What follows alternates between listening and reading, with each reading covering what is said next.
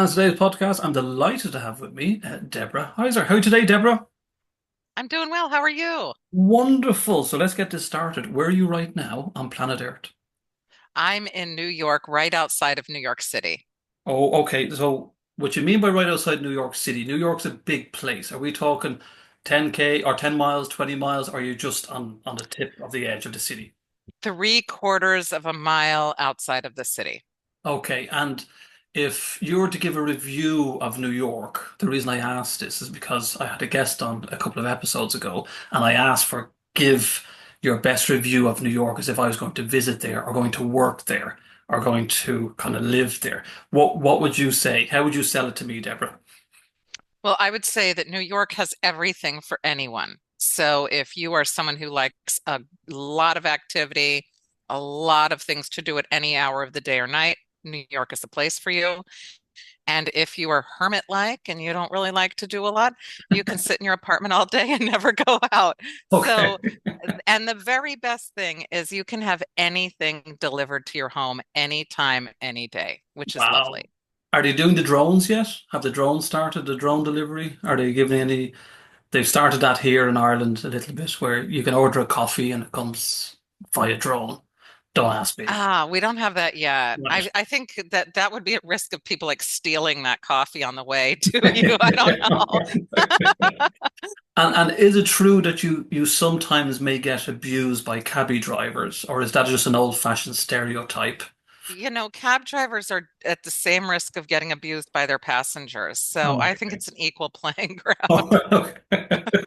And the temperature as we speak right now, just to give an overview, it is February 2025. So are we cold? It's cold, but not terrible. It's about 40 degrees Fahrenheit. So Okay. that means a light winter jacket in my Okay. mind. Okay, that's fine. Okay, well, that's a wonderful review. I say a four-star review. So anybody that's willing to move to New York or just outside of New York City, contact Deborah. She'd be more than delighted to to find some living accommodation for you. So Deborah, I guess this is a little bit more about your background. So sell yourself, tell them everything about yourself. Don't leave Oh, anything out. Start from the oh, beginning. okay. I I'm an applied developmental psychologist, which means that most people who are clinical psychologists, they study the pathology of individuals. And Okay. I look at the things that we should expect to experience throughout our lifespan. And I am originally from Iowa, which is the middle of our country. So I'm the only one left in New York. I'm the only person here in New York. Or my nuclear family moved to New York when I was a kid, Right. and here I am. So I used to visit my grandmother every year when I was about 19 or so down in Florida to escape the New York cold. And one year I went down to visit her, and she was the cool grandma, like the kind of grandma that you didn't have to pack a bag. All I needed was shoes because she was so fashionably dressed and fun. I could just go down and visit her. And I went down one year and I happened to notice that grandma was disheveled and not fun. Right. And I was like, something's wrong with grandma. And so I said to the person she lived in an independent living facility, which meant she could drive anywhere she wanted to go, do whatever she wanted. It was like a building and they lived in it. And so there was somebody who worked there, and I said, something's wrong with grandma. And they said, oh, yeah, we know about that. And I was like, really? And they said, Right. yeah, she got a new medication for her. She had COPD for her COPD, and it's making her depressed. She'll be better the next time you come. So I was like, oh, all right, but I didn't believe them. And I came back and she was better, so much better that she had a boyfriend named Wilbur. Like she was like in the best spirits she'd ever been in. Right. And so I talked to the psychologist that was there and I said, what did you do? And they said, well, that's what we do. We help people. So I said, that's it. I'm a grandma fixer from this point forward. So I switched my major from business, took the long road to get my college degree, and decided that I was going to be a grandma fixer and went into psychology. So went into research, everything we hate and don't want to have as we get older. and realized that there's more to life than just that, than depression, Alzheimer's, frailty, end of life issues, and pivoted to what I now do. So, I don't want you kind of like getting grandma in trouble here, but was Wilbur a younger or an older boyfriend per se? They were the same age. They were both Okay. older. So So there was no cougarism here going on, like modern terms. No. not that I know of, No. who knows what she was doing while I wasn't there. But I met Wilbur, who was a very fine older man who seemed to enjoy grandma's fancy outfits and All right. Well, frivolity. okay, fancy outfits. We'll leave that there. So, how do you find then, Deborah, the course? So, anybody out there is looking at a applied development psychologist. Where does that start, and how do you find that course? Because it's a big word. It's a lot of Yeah. words, yeah, and it doesn't really kind of explain too much about what you're going to do.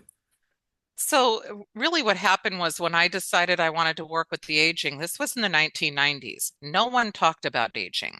It was the Wild West. There was one program in Alabama in the United States that had a program in aging. And so I was like, ooh, and that was to become like a gerontologist or something like that. And I was like, that I'm not moving. I finally found, this great place in New York that I like to live. So I decided to go for an applied developmental psychology degree because they said most people study children when you hear of a developmental psychologist, but they said, sure, you go ahead, you study aging. We're okay with that. So an applied developmental psychologist is somebody who looks at all of our lifespans. So when you look at birth, you have expectations that a child will walk, that it'll talk, that it'll do all these sorts of things. But then most people stop thinking of development once a kid hits puberty. And I'm interested in what happens from midlife on.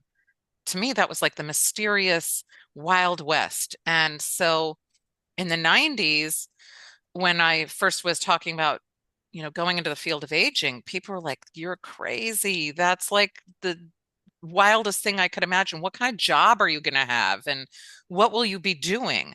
And so when I started out, I went to get my degree and I came out so that I could be a licensed psychologist and operate like a clinical psychologist. I could go take the exam that you take and do all of that. But I was really more interested in research. So applied developmental psychologists tend to do research.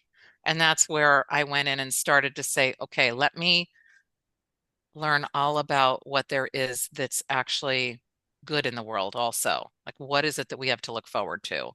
And that's where I can look at just like walking, talking, doing all of those things that kids do. I can continue all the way through the lifespan and tell you all the different stages that we can expect to reach all the way up until the end of our life. Most of those that we're interested in that nobody talks about are the emotional life stages. And, we think only about our physical journey, but not our emotional journey. That's what gets me excited. So, how long then did it take you to study? I mean, when you kind of pivoted across, does it take 5 years, 6 years, or is it just continuous development throughout your lifespan as well? Well, when I decided to switch majors, much to my parents' dismay, in college, that took me forever because I had to go to a whole new degree of psychology and just tacked on a ton of time. Once I decided to go for then I worked in a psychiatric hospital doing research for about 6 years to see if I really wanted to do research with older adults. And then getting my PhD took 4 years. I mean, I was just in and out. I did it super fast. And usually it can take up to 10 years for people to get the PhD. Right. Um, but I got through it very quickly because I finally knew what I wanted. I knew where I wanted to work. I knew what I wanted to do. And so it was just easy for me. I enjoyed those 4 years a lot. I really had a great time with that. So if somebody wants to go into applied developmental psychology, it's kind of an interesting thing because you can pick a time of life that that most interests you. It might be babies, teenagers, older adults, midlife, whatever it might be. You can pick a time period and focus on that or the entire lifespan. Is in relation to, say, we're aging and from the, say, midlife, what age would midlife generally be? Because we're kind of here as like, the midlife crisis. Is that like beyond 30, 40, or 50? It's 40 to 65. Right. So now a lot of people say, oh, that timeline has shifted. It has not shifted. It's like it would be like me saying the timeline for walking has shifted. It doesn't shift. That timeline doesn't shift for us. It's really 40 to 65. What we've found though is people are living longer. People are extending, and not everybody, but some people are extending their life at home a little bit longer. They're waiting to do some of the things that they did much earlier, getting married later, finding partners later, finding the career of their choice later. A lot of that is getting pushed, but it does not mean we don't hit midlife at 40. We're still hitting at 40, and it's about 40 to 65. Right. Do you find in your studies and research that, the emotional side that you mentioned earlier on, what is the negative impact, say, to an individual who is maybe trying to change career, or progress within a job? How is their impact so for themselves emotionally? And what about companies as well? I'm very interested with organizations, how they see, does experience count anymore? Oh, I'm glad you brought that up because I feel like a lot of companies are burning down libraries. There are a lot of people who have a lot of expertise and they give them early retirement. They get exited out early. And what they don't really realize is that short-term gain that they might have in terms of money that they would be saving is truly burning down an entire library of information. The wheel has to be started all over again with the next person who hasn't gotten all of that knowledge and information and expertise from the older person who's being exited early. So some companies get it and they don't look at age as a real factor, but I've seen tons that do look at age as a factor. And then they keep wondering, well, why are we're stagnant in our growth and how we're getting to where we want to be. And the real reason is because they have a wheel that gets turned to here and then it's stopped and somebody has to figure get caught up to this point and then they can move it forward. Then another person leaves, and that's really what happens a lot of times. So would it be like, to kind of help somebody understand, would it be because of the financial impact that maybe Yeah, you have say an individual has joined a company when they're 20 and now they're 45 and now they're probably a higher earner, as you mentioned, and maybe have pensions and all these yeah, other wonderful bits and bobs that the main companies want them off the books. yeah, that is why. It was interesting. A couple of years ago, I had a conversation with someone in the healthcare industry. She was in the HR, Human Resources Department of a hospital. And I was saying how, it's so important for us to keep a lot of the information and expertise of some of the older physicians because quite honestly, who wants to be worked on by somebody where you're their first patient? Not many people. Um, so you really want expertise under your belt. And this person said, it doesn't pay for us to keep an older physician. They make so much more money than everybody else. We need to save the money. And I said, but don't you end up with like lawsuits or other things that people have from having problems or things not going well because they don't have the full grasp of something? Yeah. And they were really looking at it as a 100% financial thing and not equating some of the problems they were seeing in their workplace with the fact that newer people, if they don't have somebody to look to say, hey, can you teach me what you know? Because a lot of it is implicit at a certain point. It's not stuff you get out of a textbook. Yeah. You see something or somebody behaves in a way, or and it's an interaction. It's the way that you maybe interact with somebody to make them feel more comfortable. All of these things a seasoned veteran knows and can impart that you miss out on that. So in your own opinion, Deborah, or even your research, without putting you on the spot, do you think loyalty has gone now? So in relation to the company specifically and also the employee, where their attitude is probably, well, I'll just get as much money as I can here, and then I'll just move on to the next opportunity, and then the next opportunity. How then do companies and the individual kind of work through that, especially when you're being asked, you're asked to be loyal and you give 25, 30 years of your life to a company and you're made redundant or you're laid off for any no reason. How can that individual, what can you tell that individual to kind of say, like, life goes on, it's just part of life, and to go to the next stage? So, you mean if you're downsized at work, if you get laid off, Yeah, what do so you, yeah, so pretty much if you're sitting at home right now and you've been laid off after 25, 30 years in your company and you're say hitting 50 years of age, you've given your life to this company yeah. and you're feeling resentment, you're feeling bitter, you're upset. What do you tell them to kind of say, look, keep that When experience and move on? when I'm working with someone, I try to get them to remove their identity from what I call the identity card. It's our business card. If I said to you, "Hey, tell me about yourself," I fall into this trap. I say what my job is. I say I'm a CEO of the Mentor Project. I say I am an adjunct faculty at a university. I give my titles as opposed to who I am. And it's hard for us sometimes, especially if you've been working somewhere for more than 20 years, to say, who am I outside of my job? So I work with people to find out, who are you outside your job? What is it that you like to do? What matters to you? What's the value that you want to impart into the world? Do you want your legacy to be that I had a job? What is it that you want people to know about you? What is it that you feel makes you feel relevant, seen, validated, heard, to feel helpful, to feel useful? And most people are able to pull that out and feel it's almost like feeling like okay, I am me now. And it's giving them that sense of self. Then they usually go off and they do something else. We have the most people who are entrepreneurs over 60. And that's because you have the freedom at that point to go do what you've always wanted to do. And you can't see that when you're in your 20 some odd years of work in one place.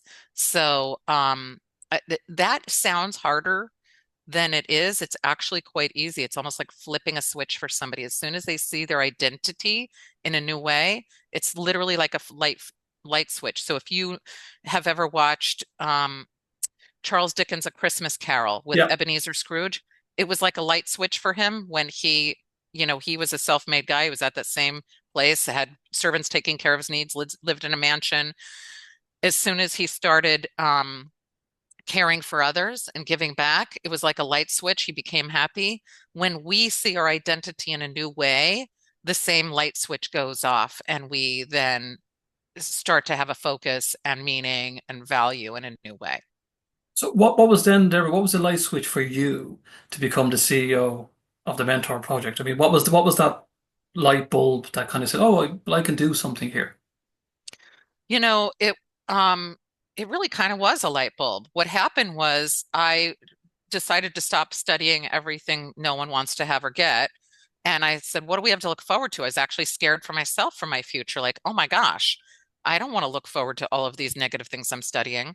So I started to look at the midlife stage called generativity. And generativity is a stage that we reach, just like walking and talking. We're built to go through this stage where we want to give back to others without, asking for anything in return. So it's where we say, I just checked all those boxes. Where's my meaning in the world? Like, what's my footprint? So I wanted to see, all right, what do the people really have to say about this?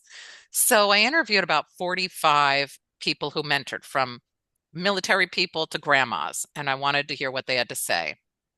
And a lot of them, they cried when they talked about how meaningful it was to mentor. But then they said, I have such a hard time finding a mentee, somebody to give back to. And I was like, really? A lot of the people I was asking were like the top 1% in their fields. And I was thinking, people would pay to talk to you. How are you having a hard time?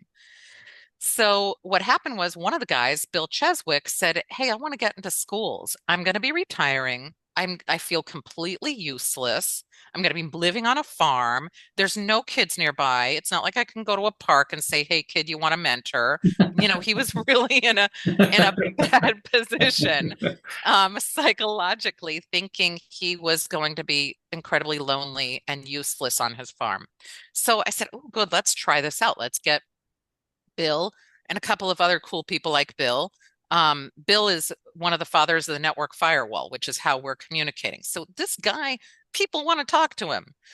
Anyway, so we get him into schools and he's having a blast. And it's just about 10 of us. And everybody was like, "You guys are crazy. Nobody's ever going to want to do this. Everybody who's really important or who's done amazing, amazing things is too busy. And they're going to feel that this is, silly. Like nobody's going to want to give back." Well, within 6 months, we went from 10 to 60, then a couple months later to 80, and then 100 with it by the end of the year of mentors that are world class: astronaut, astrophysicist, famous artists, you name it, a six-time Nobel laureate nominee, like all these fancy people who wanted to. I'm like a little bus driver, psychologist who's like, "Oh, I'm not a business leader. Here we go."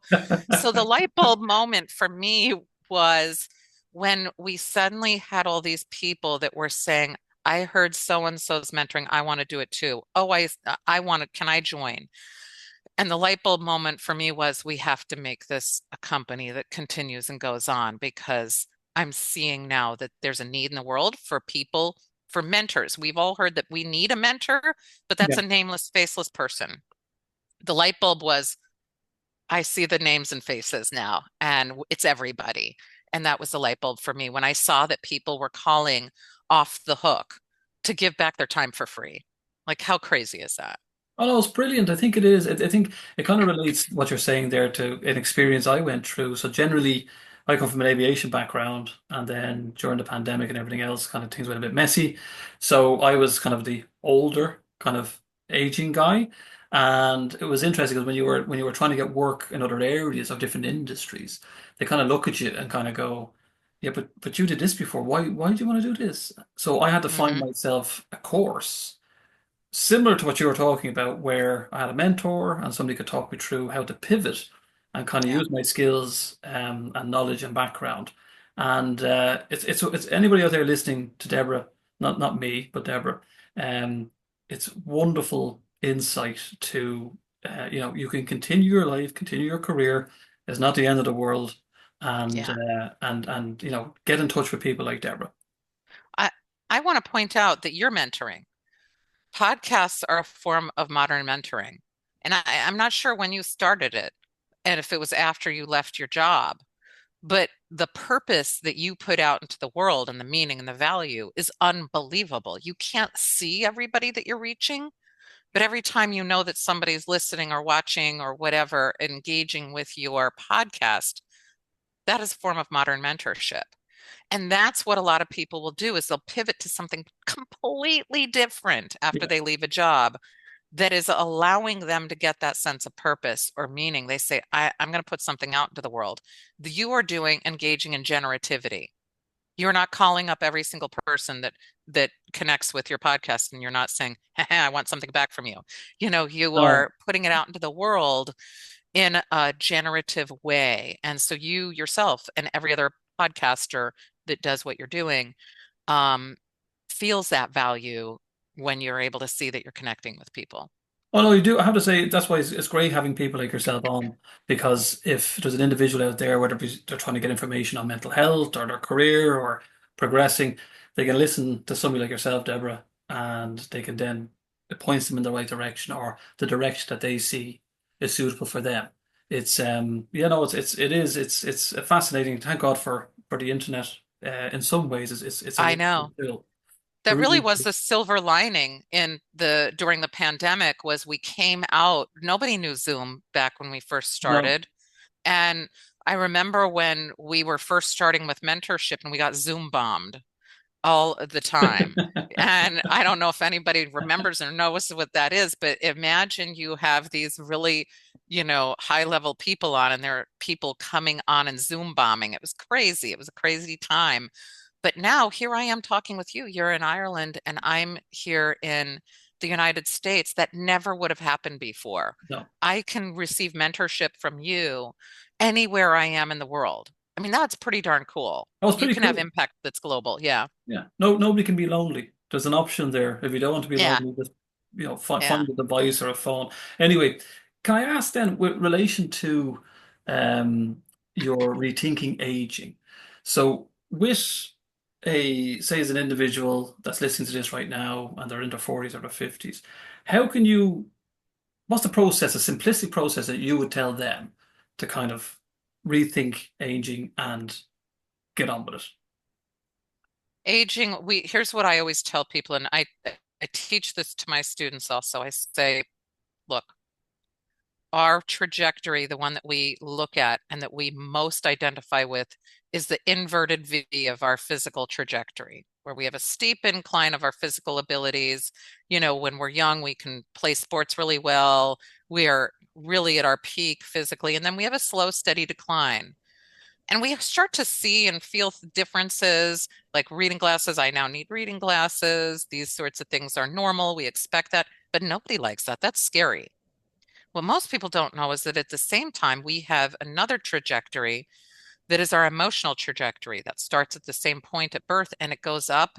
And when we're starting to have that decline of our physical, our physical being, we are increasing and it never goes down as we get older. So I tell my students, you can all outrun me, but I'm happier than you. This is something that, we Yeah. think about physicality as being so important. But we do know research shows us you should expect to be happier as you get older, and that should never wane. That your level of functioning physically does not it does not intersect with your emotional ability. So I will talk with somebody who maybe is wheelchair bound and say, "How are you happy?" And this has happened, and he's said, and the person has said, "Well, I get to do everything I still enjoy. I read, I go on the computer, I see my grandchildren. He still has a full life that's emotionally fulfilling to him." And so what you should look forward to is the same thing that you say that you wish for when you have a child, which is most people, when they have a child, they say, "I want my child to be healthy and happy when they grow up." They don't say, "I want them to be a fast runner." So you say to yourself, "I should expect to be happy as I get older." And you should never expect to have anything like any of the outliers that most people say, "Ooh, I'm afraid of getting Alzheimer's disease. I'm afraid of becoming depressed. I'm afraid of, all of these things." Those are outliers. Those are not on our trajectory of expectation for our life that we should be looking forward to. And has perception changed, Deborah, in a society in relation to aging? Do you think it's getting better now? Yes, absolutely. And I write about this, and I'm not kidding you when I say that I get like hate mail every time I write that it's getting better. Okay. I'm always surprised. I'm like, what? What's what's going on? Yeah, I But do yes, apologize about those letters. I do. I do apologize. I'm only and you, yes, it is getting better. So when I first started out, it was when the internet was brand new. And if I Googled old man, they only had photos of Santa Claus. Okay. Then a couple of years later, so this is like the year 2000. A couple of years later, they only had pictures of frail people with news articles that said they're going to get robbed and scammed and they all have all these diseases. And then we started to see a shift, at least in the United States. Whoever you like or don't like, our presidential options have been octogenarians. If you look around the world, those that we hold in high positions are getting older and older and older. Yeah. And so we don't think about that. And we may even say things like, "Oh my gosh," all these negative things about aging, and then we elect them again. So I always say, follow everyone's actions, not their words. Our actions right now are that we have all kinds of famous celebrities that are seen as, sexy and vital and whatever, like J Lo. She's the same age as a television show character in the I think it's the 80s or 90s, the Golden Girls, I who remember. were her same age, but they looked like grandmas. Yes. And the version of grandma. But now those same ladies are and men are seen as sex symbols. So I look at the actions. The media has changed. Our perception of aging has changed. When you reach your 50s, you aren't, people aren't, wearing muumuus and wearing, old lady hairstyles. We're starting to see people are saying, I want to work longer. People are working into their 70s more regularly, and not because they're forced to, but because they want to. So all of these things, I think, are positive. Do you think as well, Deborah, the is there any backlash that you've experienced over the years, especially from say company CEOs when you do your TEDx talks and stuff like that? Are they? Do you ever get like the impression like that they're just not interested? They're just, No, money is king. no, everyone is interested except the people who have been studying aging since like the beginning of time because they're like, darn you, you're moving it forward. No, companies, the leaders may not like it. HR doesn't always like it. The people that are doing the money don't like it. Right, But as soon as people start to hear about it that work there, they start to demand it. And right, that's something that is a change that I'm seeing a little bit more of. I'm seeing a little movement there. We're starting to see things that have been moving us in a direction of looking at people more holistically, and that is even hitting workplaces. So workplaces are getting more involved in social prescribing for, non medical health related things. We're starting to see people engaging in well-being in a lot of different ways. We're not going to see it in the same way that we maybe see our leaders yet, that are older, but we're starting to see it in terms of employees saying, "This is what I want. I right. need this," and kind of demanding that now. How then can HR kind of implement more of these strategies to try to implement, having individuals who are a little bit older in the workplace? I mean, how if they were listening to this right now, hey, you had a HR management or you had CEOs of companies, what would you say to them? I would say that your biggest bang for your buck, which includes financial resources to your company as well as emotional well-being within your organization, is to a set up so that your organization has mentorship because you're valuing the experts in your organization and you will retain them even after they leave as resources. The door doesn't close behind them because when you treat somebody as a commodity, they're gone.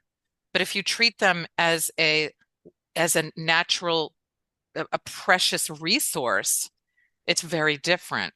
Your mindset changes within and outside of the workplace. When you leave, you don't have a negative feeling about the workplace. So you may even still engage with helping people. So some of the ways that HR can engage in this are free. They're easy. They're like super easy. It's getting people into organic connections. It's not saying, hey, let's set up a mentoring program where I'm going to check a box and say somebody's got a mentor and a mentee. Those never ever work. It's saying, let's get our employees connected in a way so that we can all see the value in each other. And by doing that, I'll give you an example in a with judges. So in the United States, there are federal judges, and those judges are people who decide on pretty big cases. And that's also a place where you don't say, gee, I don't know what I'm doing. Hey, anybody out here want to tell me how I should do this case? You can't do that. You will never survive as a judge. So what do you do in those situations? What they did was they set up informal lunches. So then a judge could say, "Hey, Jim, I know you did this case. Can you tell me how that worked?" You're Right. getting expertise from somebody without it being weird or awkward. And so they did that, and it was unbelievable. The connections remained, and then the people who exited were former judges, stayed on, and they started to go to those lunches.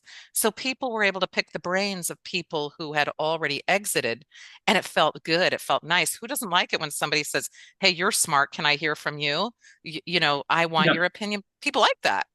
So those are the kinds of things that I like to tell organizations, that you have opportunities for free, connections. This is not something that you have to invest millions or tens of thousands or hundreds of thousands into making happen. It's just getting people around a water cooler, lunches. If you're on Zoom, it's getting a Friday Zoom together with breakout rooms, holding conferences, retreats, any of those kinds of things that people can do for very little money or no money. And do you go into the companies or the organizations, Deborah, as well, to kind of advise them on this? Yeah, yeah, absolutely. And it's really interesting because it people feel a burden when it comes to mentorship. They don't know what to do with it. They don't have it well defined. That term got hijacked by corporate America so that the term is incorrectly used. And it's really an emotional word. It's Right. not a transactional word, but it's used in a transactional way, so it rarely works. So HR people hear the word mentor and they're like, ooh, that word, And so it's really just getting people to understand the definition of it, and then it takes the ick out of it. Right. So, you don't have to tell me this anyway, but I will ask you. Obviously, you're 21 at the moment. I'm looking at you in the camera. You're definitely 21, and there's no filter whatsoever. So, generally, when did you start? At what age did you start your TEDx? The reason I'm Oh, trying to say this is because if there is anybody that's a little bit older and they're kind of nervous about doing something different or standing up in front of an audience, or what age were you when you started? I was 49 or 50. And how did you feel doing that first one? Oh, are you kidding? Let me tell you this. I am the most fearful public speaker. You could put me in a pile of snakes and I'll be happier. So, I mean, I've done skydiving. I'll jump out of a plane 50 times before I want to get on a stage. I do it. But what happened was I landed the TEDx talk and I thought, all right, I'm 50. I'm gonna do this thing that I've never said I do, and nobody's gonna pick me. And then when they said, yeah, sure, we'll do it, I was like, oh no, what do I do now? So I decided to start teaching Right. at a university, because then I figured I'd learn how to become a better public speaker, because I was so afraid of speaking. I figured students don't give you any, they will tell you anything and they aren't going to give you any wiggle room. So I started teaching at a university so I could do my TED Talk. And then, so my whole career trajectory changed Right. because of this TED Talk. And because I really didn't have a belief in myself that I could speak publicly in front of people. And that has changed. Well, of course. I mean, if I didn't know you or I had my first time meeting you, which it is the case, I wouldn't have expected, your journey to be as you've just explained. But to give the listeners a sense of how did you feel I know we talk about nerves and maybe anxiety, or whatever, but how did you feel? Was there a lot of preparation beforehand? Did you go through a lot of preparation? Oh, yes. Let me tell you, I had my entire talk taped on my dining room wall. Okay. So no one in my family, we were having a party the day before for my son. My son had a big party. And I'm standing in the corner reading my like my talk that is, the 200th time that I'd read it out loud so that I could get up on stage to do it. Um, so it was endless practice. I really and truly did. I had heard from someone, you're supposed to practice it 200 times. I did that. Right. I really did do that. So when I got up there, I was absolutely petrified. Right. And I walked out on stage and thought, all right, I could fall over, something could happen, but I'm going to just do it. And I did it. And as I was doing it, I all of a sudden was like, I can do this. And I started talking and I was being normal, like just getting out there. And I was like, I had such a good time with it. When I was done, I can't tell you, I felt like a different person. I Right. had accomplished something that was my biggest fear, and did it. It was life changing. And did you feel, was it, I know myself, even when doing these podcasts, you're always, not say worried, but you want to make sure that the information you're getting out or the question you're asking is as accurate as possible, or the content you're Yeah. providing. Did you feel at any moment in your brain kind of like, oh, if I forget or I get mixed up with a word or the statement comes out different, did you have a backup plan of what you might do in that circumstance so You you know, remain calm and you don't panic? yes. So, and that did happen to me. Right, So I actually, the one nice thing about TEDx is they give you a coach. It's somebody who has done it before, and they tell you what to expect. So I was told you're going to get out there and because you have to memorize the talk, and there's nothing out there. right, Like there are no cue cards, there's nothing. So I got out there and, was told, listen, what could happen is you might stumble, you might forget something. No one else is going to know your talk. right. Just keep talking. Okay. And so I left out like a little portion of it, like I don't know, maybe what would have been a paragraph, like one of my slides that was on my wall that I was studying, and nobody knows. Like nobody knew then. I was able to do it. I just kept on going. You saw, which they edited out if you were live, me pause, like, oh no, I just messed something up. But I Okay. didn't do it. Like nobody knew other than like the closest people to me Right. that happened. So, the biggest advice that I got that was the best was just keep going. Nobody knows what you were going to say, and they won't know afterwards. Okay, so interject with a little joke, kind of just jump in there with a joke, and they all think, "Oh, this is part of the TED talk." Like, she's so relaxed, she's so comfortable. Like, I was listening to Nikki Glazer.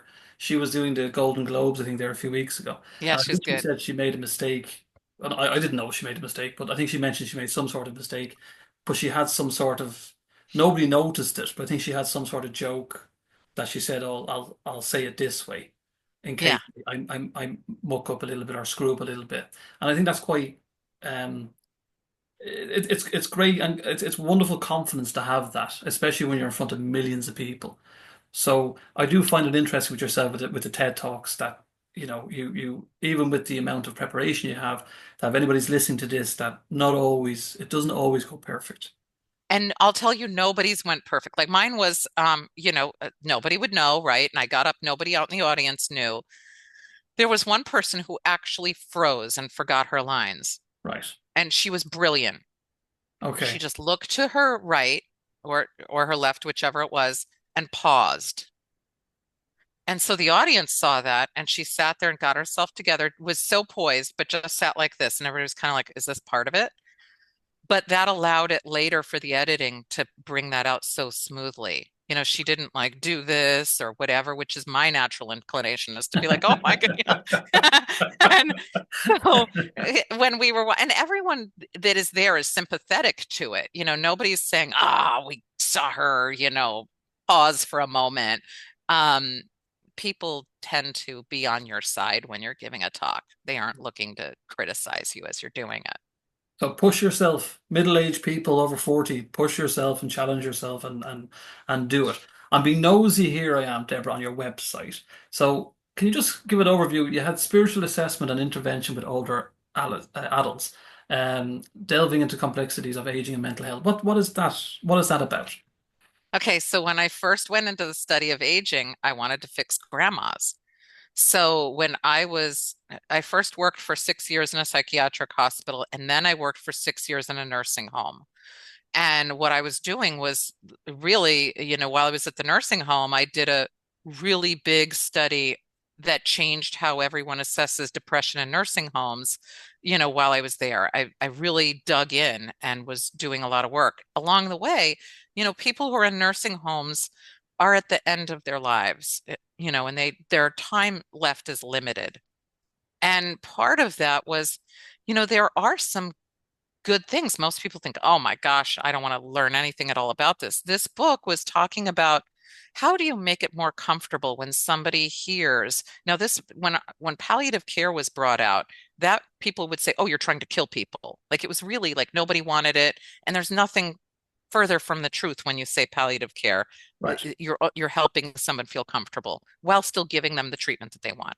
But we were trying to get people so they'd want to come in and see people. because what we found was that people would run away as soon as someone had a diagnosis that seemed terminal in some way, or the end was nearer and they had some glimpse at what that was. Family wouldn't come.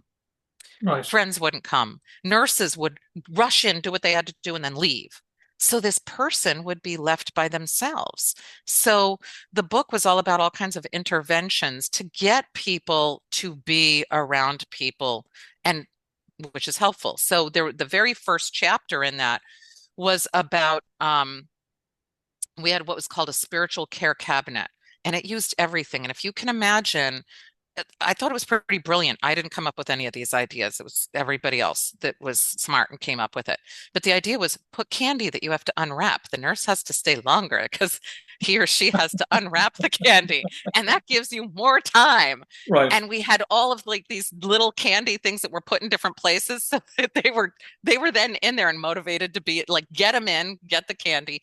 Then there were things like tapes that would all kinds of really amazing things on a wheelable cart that you could take into people's rooms and out, that had all kinds of things that would get, if you were a family member and you didn't know what to talk about, it had all kinds of things on it, sounds, machines, whatever. And so we found that that intervention was incredibly useful. And so they started to use a lot of these interventions.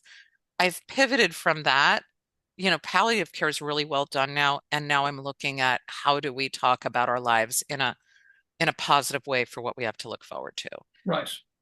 That's brilliant to know. I mean, there's so much information on your website here, which is deborahheiser.com, and you have the After 40 podcast as well. Yeah, And what's yeah. it about, other than being after 40? So what does that involve? It's really talking about all the things that most people don't know that they can look forward to in midlife.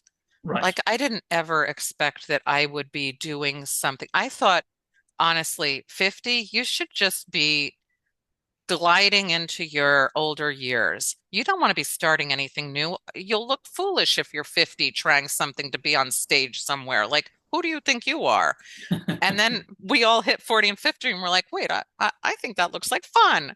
It's really saying that we should be giving ourselves, here are some of the options that are available to us, right? Yeah. And giving ourselves the authority to go do it. Right. Because we all should be doing it. Age should not matter at what point we, enter into a new aspect of whatever we want to do. Like if it's podcasting, if it's writing, I started writing my blog after 50. Everything that I'm doing now was after 50. My Right. kids were raised, and I had the bandwidth to do it.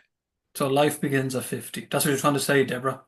Mine. Yours, yeah, your life begins at 50. I mean, you've done so much. I mean, geez, you've been featured in the New York Times, Seattle Times, Forbes. I mean, the list is Psychology Today. The list is endless. So if we get down to the business side again, so what services do you provide in terms of coaching and speaking and the mentorship edge? So how does that all work? Give us a synopsis. Sure. So I work with individuals who are transitioning. I find that to be so exciting because seeing that light switch go off and somebody says, I'm doing something completely different than I ever did before. I never thought I'd be doing this. It's very exciting to them. So I love that. I work one-on-one with people. I love to work with companies to help them navigate, either, it could be working with C-suite issues that crop up, or it could be that I can help them to get a mentoring program in place. It doesn't have to be, in a lot of cases, a lifelong commitment with them. It's here's what you can do, and then they can run with it. Um, and the book was really to let people know the power of mentorship. And to define it. We think that mentoring is transactional, but it's really a life stage that we enter. We have generativity, which is the wanting to give something to someone without expecting anything in return, because that gives us the feeling of relevance and all of that. It's doing it for intrinsic motivation. You're not getting paid for it. If somebody's paid, they're not a mentor, they're something else. It's having a meaningful connection with somebody. It's trusting the person, and it's having a goal. That's really what mentorship is. You put that out there in that way, it's much easier to implement into companies or into your personal life. Some mentors in the book that I talk about have saved people. Some people, it has been really not just a job saver, but a life-saving thing. And talking about how you don't need a degree. So a lot of us start our mentoring when we're, 40 and older, and that's because that's when the developmental stage hits. But we also kind of know what we want to give back. But most of our stuff that we want to mentor on is not workplace. Like, who remembers an accountant from 300 years ago? No one. No. Um, but do we know the religion that we've been raised with? That's for centuries, right? Do we know the traditions and holidays and the values of our family? Yeah. Those are the things that we value. That's the stuff that people most often get really inspired by, is more of the emotional stuff, not the job, getting themselves into a job that's higher. It's finding somebody who's going to take your value either in the workplace or some kind of thing that you feel strongly about and continue with it. And I'll give you an example if you don't mind. Yeah, go ahead. So, the 2012 Nobel Prize winner in chemistry, his name is Bob Lefkowitz. And he was somebody who, he was already in midlife and he was like, why, how did I get a Nobel Prize? Like, who made me so special? What happened here? And what he did was, I think, very brilliant, um, which is that he set up with his mentors what he calls a legacy tree. And what that is just like, your ancestry.com tree, or people, do that and then you can see, Mary and, so and so up here and down here and all of the relatives that you have all over. Instead of your relatives, it's everybody who mentored you, Right. all of the people to the sides that have been involved in mentoring, and then your mentees. So he did that for himself, calling it the legacy tree, and he published it in a journal article. And then he went to a conference a couple weeks later after it was published, and somebody came up to him and he said, "Hey, Bob, I'm 6 degrees Lefkowitz." And Bob said, "What are you talking about?" And he said, "Well, there are 5 people who've worked between you and me." And so he said, "Well, what are you working on?" And the guy told him, and it was everything that Bob had started. And Wow. he was able to see 6 degrees away, this guy he never met, how far that sort of ball, that snowball, got bigger and bigger and what it was, and made it out. And every one of the words that he was using were Bob's words. Freaked Wow. him out. And he said it was the most powerful thing outside of having his kids that he had ever, it was so profound to him and meaningful to him to know that. And that's really what we're looking for as we get older, is to know that if you worked at a job for 21 years, did anybody care? Did anybody learn anything from you? And outside of that, where else do people, you know, grab onto your information or your knowledge, your values, your skills, or whatever else it is? So that's what I touch on in the book with examples like that, so we can all do it more. No, it's fascinating. I mean, it's as you said yourself, it's to be, a Nobel Nobel Prize winner, and you're kind of looking around going, why did I get this? What's this all about? It's quite humbling as well, isn't it? Yeah. And I think that's probably part of life, because I think when you're older, this could be just me saying this, I think when you're older, you might appreciate it a bit more than when you have it when you're Oh, young. oh, for sure. You, Yeah. you know? And none of us sits around and says, like, I would have been surprised if he said, "Oh, I got my Nobel Prize." And it's a red flag to me if somebody says, "I had no help with Yeah. anything." But the fact that he mapped it out, we could all do that for ourselves, make a legacy tree and really realize, why is it that I make those recipes every holiday? Why is it that we do this all the time? It really does help in job and in personal life to see that. So how do people get in touch with you then, Deborah? Other than the website, are you on the Facebooks, the LinkedIn's, the Instagram, all that type of wonderful social media platforms? Yeah, I'm all over the place. You can find me most readily on LinkedIn, but the Mentor Project has a page on Facebook, so you can find me there. But anywhere and I'm on Psychology Today. I have a Substack blog. Look, if you Google me, you'll find me. Well, it's been wonderful chatting to Deborah today on the Wellbeing Career podcast. All the links and information for Deborah will be placed once the podcast is released and approved. So thanks so much, Deborah Heiser, for chatting with me today on the podcast. Thank you. Thanks for having me.